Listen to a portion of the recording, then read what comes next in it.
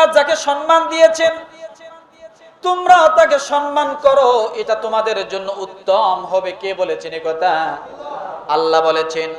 আল্লাহ যাকে সম্মান দিয়েছেন, যে জিনিসকে আল্লাহ সম্মান দিয়েছেন, তোমরা যদি তাকে এবং ওই জিনিসকে সম্মান করো, আল্লাহ তাআলা এটা তোমাদের জন্য উত্তম বলে দিয়েছেন।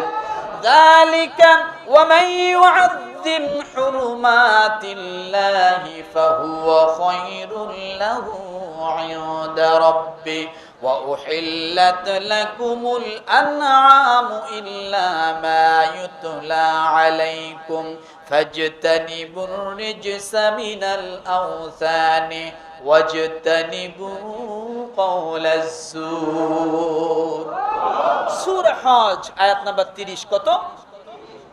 আল্লাহ বলেন এসব কথা স্মরণ রেখো। আর যে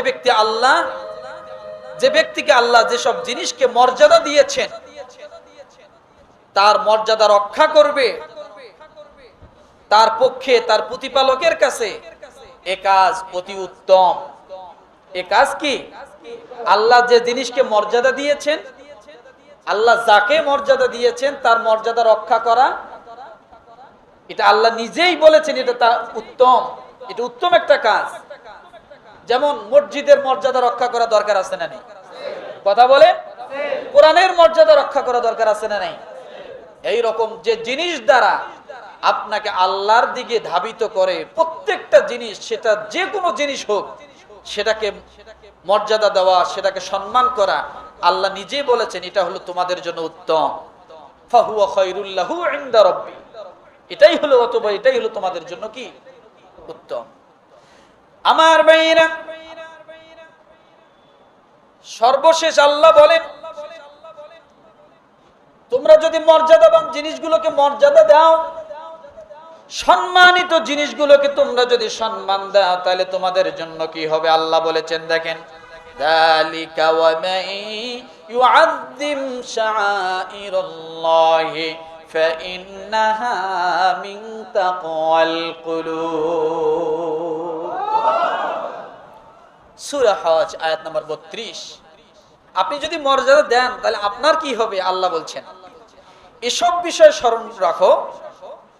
আর কেউ আল্লাহর শায়েরকে যদি সম্মান করে, এটা তো অন্তরস্থ তাকওয়া থেকেই অর্জিত হয়।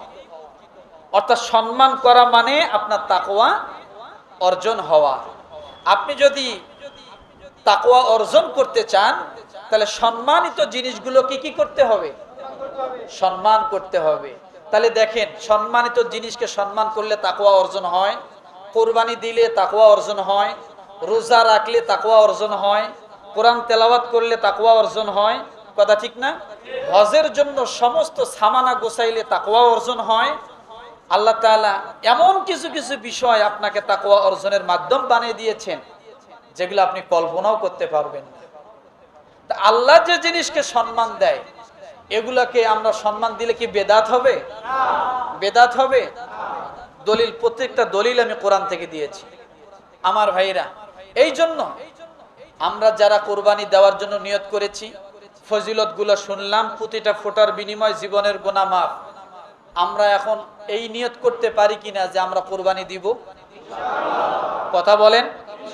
সর্বোত্তম চেষ্টা করব কোরবানি দেওয়ার জন্য। পারবো? কুরবানির এই 3 দিনের পরে যদি আপনি 1000 গরু জবাই করেন, একটা কুরবানিও আদায় হবে না। একটা কুরবানিও আদায় হবে? হবে না। আগেও হবে না, পরে দিলেও হবে না। তাহলে এই সুযোগ আপনি কেন হাতছাড়া করবেন? প্রতিটা পশমের বিনিময়ে আপনার আল্লাহ তাআলা একটা করে সওয়াব আপনার জীবনে দান করবেন।